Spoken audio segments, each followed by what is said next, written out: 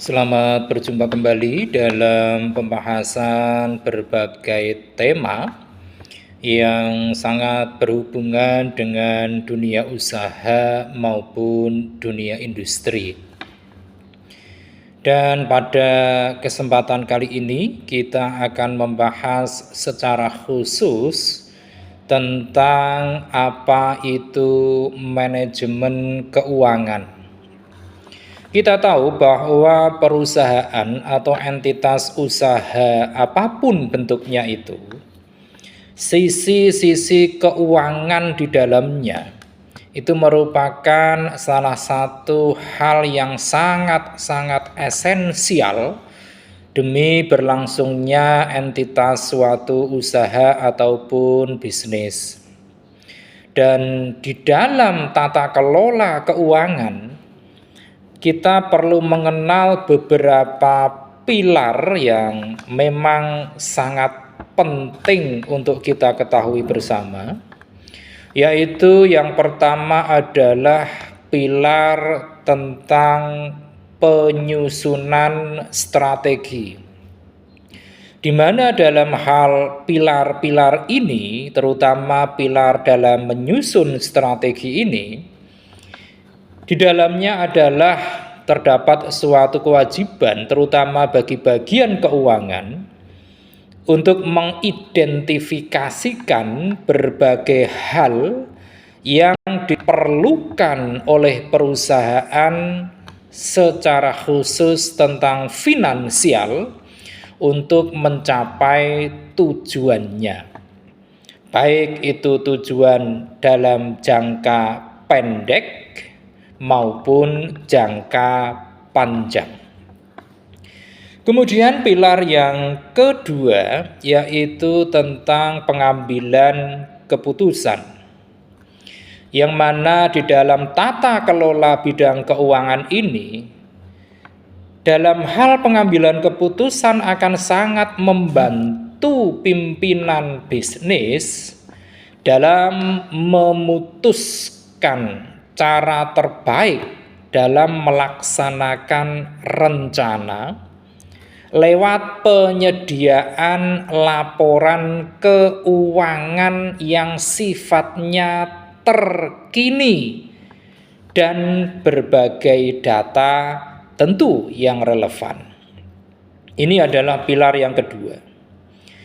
Kemudian pilar yang ketiga adalah kontrol, di mana dalam hal ini terutama bagian keuangan haruslah memastikan kontribusi setiap departemen yang ada, terutama pada visi dan operasi perusahaan, sesuai dengan anggaran dan sejalan dengan strategi yang telah ditetapkan.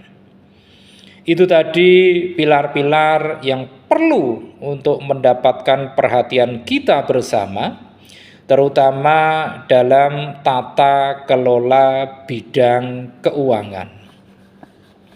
Nah, selanjutnya, di dalam manajemen keuangan itu sendiri ada beberapa tujuan yang hendak dicapai, yaitu dengan manajemen keuangan. Maka yang pertama adalah dalam rangka memaksimalkan keuntungan dengan memberikan wawasan.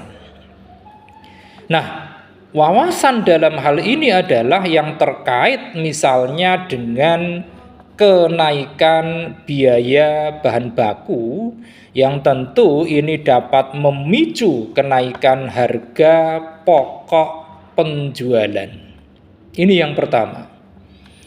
Kemudian tujuan yang kedua adalah untuk interaksi yang efektif dengan kalangan investor maupun dengan pimpinan perusahaan, terutama dari kalangan direksi. Itu adalah yang kedua. Kemudian tujuan manajemen keuangan yang ketiga yaitu dalam rangka melacak likuiditas dan arus kas. Dalam hal ini Manajemen keuangan itu memastikan bahwa perusahaan memiliki cukup uang untuk memenuhi kewajibannya. Kemudian tujuan yang keempat yaitu dalam rangka mengembangkan skenario keuangan berdasarkan pada keadaan bisnis saat ini dan juga prediksi terkait berbagai hasil berdasarkan kemungkinan-kemungkinan kondisi pasar di masa depan. Kemudian tujuan dari manajemen keuangan yang kelima yaitu dalam rangka untuk memastikan perusahaan patuh terhadap peraturan pemerintah. Itu tadi ada beberapa tujuan dari dilakukannya, diselenggarakannya manajemen keuangan. Selanjutnya, di dalam manajemen keuangan itu sendiri ada ruang lingkup yang memang sangat terintegrasi dengan bidang-bidang lain di luar sektor atau bidang keuangan. Nah, di dalam manajemen keuangan itu sendiri, ruang lingkupnya adalah yang pertama, itu tentang perencanaan. Di dalam hal perencanaan ini, manajer, terutama manajer keuangan, memiliki tugas untuk memproyeksikan banyaknya uang yang dibutuhkan oleh perusahaan untuk mempertahankan arus kas positif. Kemudian juga mengalokasikan dana untuk menumbuhkan perusahaan, juga menambah produk atau layanan baru tentunya, juga dalam hal mengatasi kejadian-kejadian yang tidak terduga, dan juga tidak ketinggalan membagikan informasi-informasi tersebut kepada mitra-mitra bisnis. Ini yang pertama. Kemudian lingkup yang kedua dari manajemen keuangan adalah lingkup penganggaran, di mana manajer keuangan khususnya itu mengalokasikan dana perusahaan yang tersedia untuk memenuhi biaya.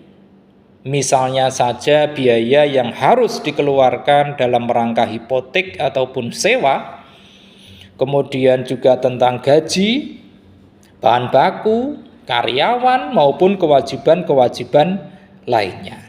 Nah, ini adalah lingkup yang kedua. Kemudian lingkup yang ketiga dari manajemen keuangan adalah mengelola dana dan menilai rasio. Nah, khusus untuk menilai rasio ini terutama ditujukan adalah rasio kemungkinan munculnya resiko.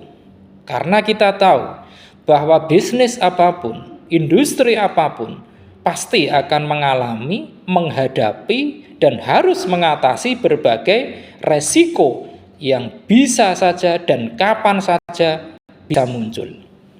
Nah, dalam hal mengelola dana dan menilai rasio untuk menilai resiko ini, maka manajer keuangan menjadi bagian yang berperan sebagai penilai dan pemberi kontrol kompensasi untuk berbagai resiko yang muncul di kemudian waktu. Itu adalah yang ketiga. Kemudian yang keempat adalah lingkupnya tentang prosedur, di mana manajer keuangan haruslah menetapkan prosedur terkait cara dari tim keuangan dalam memproses dan juga mendistribusikan data, terutama data keuangan, seperti misalnya faktur, pembayaran, dan laporan-laporan lainnya dengan aman dan tentu harus akurat. Itu tadi lingkup dari manajemen keuangan. Selanjutnya, kita juga akan lebih baik untuk memahami tentang jenis-jenis resiko seperti yang kita ulas di awal tadi, di mana jenis-jenis resiko ini akan besar kemungkinan dihadapi oleh dunia usaha maupun dunia industri. Soal kapan waktunya datang, seperti apa jenis resikonya, nah inilah nanti yang perlu diidentifikasi lebih lanjut. Nah, untuk jenis-jenis resiko ini ada beberapa yang perlu sekali untuk kita kenali. Yang pertama adalah resiko pasar, di mana resiko pasar ini sangat-sangat mempengaruhi investasi dari bisnis, juga sangat mempengaruhi pelaporan, dan juga tidak kalah pentingnya adalah dapat mempengaruhi dengan amat kuatnya tentang kinerja saham. Ini yang pertama.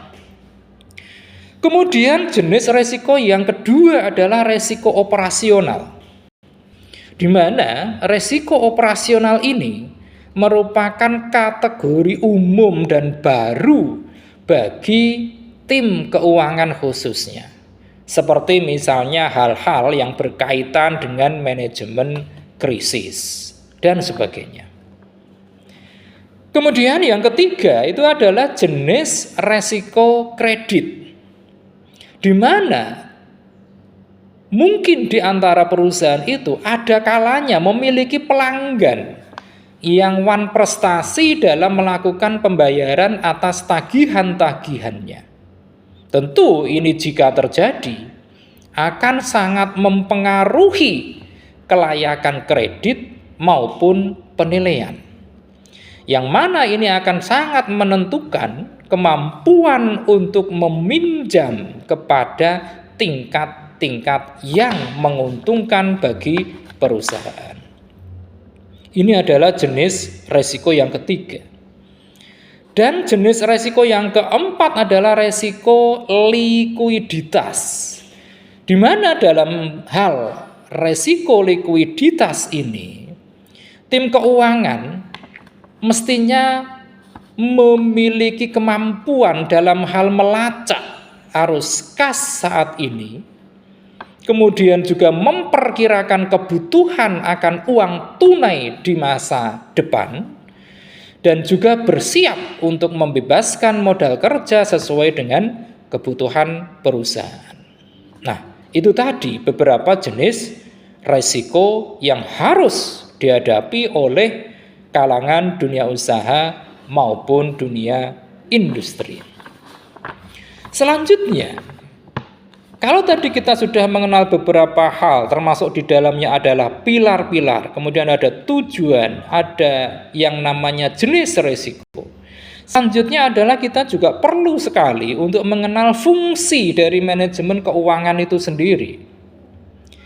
Manajemen keuangan itu memiliki banyak sekali fungsi yang bisa dimanfaatkan oleh kalangan dunia usaha maupun dunia industri. Fungsi yang pertama adalah fungsi dalam rangka mengontrol dan membuat keputusan.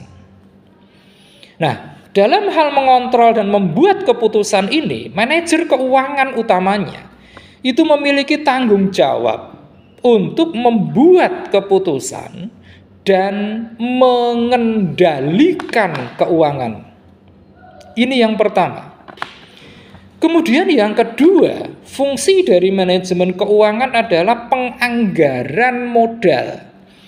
Dalam hal penganggaran modal ini, manajer keuangan sangatlah perlu untuk mengidentifikasikan berbagai peluang sekaligus tantangan sebelum perusahaan memutuskan untuk menginvestasikan sebagian ataupun secara keseluruhan modal yang dimilikinya. Ini yang kedua. Kemudian yang ketiga, fungsi dari manajemen keuangan itu adalah dalam hal merencanakan keuangan. Dalam hal perencanaan keuangan ini, manajer keuangan utamanya itu menggunakan berbagai informasi yang tersedia untuk mengukur prioritas dan juga kebutuhan usaha. Fungsi yang keempat dari manajemen keuangan adalah dalam hal pengakuisisian, dalam hal terutama untuk mengakuisisi berbagai unit ataupun usaha-usaha lain. Nah, akuisisi ini juga ada kalanya juga dilengkapi, diiringi dengan tindakan-tindakan berupa merger. Nah, dalam hal ini keputusan tentang akuisisi maupun merger itu sangat erat kaitannya dengan penilaian sekuritas yang sangat-sangat kompleks. Dan manajer keuangan adalah orang yang mengawasi proses-proses tersebut. Yang dimaksud proses di sini adalah proses akuisisi dan proses merger. Itu yang keempat. Kemudian yang kelima, fungsi dari manajemen keuangan adalah dalam hal mengalokasikan sumber daya. Manajer keuangan juga harus memastikan bahwa semua hal yang berkaitan dengan sumber daya, terutama sumber daya keuangan, itu digunakan dengan cara yang tepat. Dan fungsi dari manajemen keuangan yang keenam adalah dalam hal pengelolaan arus kas. Di mana dalam hal pengelolaan arus kas ini, manajer keuangan sangat penting dalam memastikan bahwa organisasi ataupun perusahaan mampu untuk memenuhi biaya operasional dan juga menghadapi keadaan yang sifatnya darurat.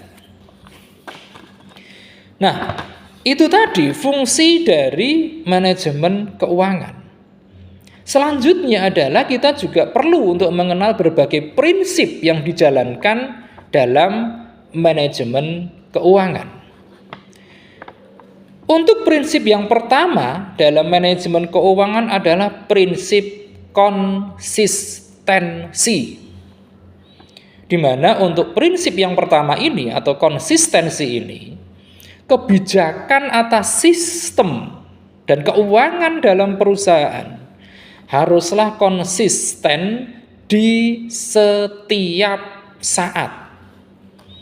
Pendekatan yang tidak konsisten, terutama pada manajemen keuangan, merupakan pertanda bahwa ada manipulasi di dalamnya. Kemudian prinsip yang kedua dari manajemen keuangan adalah prinsip integritas. Dalam hal integritas ini, catatan-catatan keuangan khususnya harus dibuat dengan dapat mudah untuk dipahami, lengkap, dan juga akurat. Itu integritas.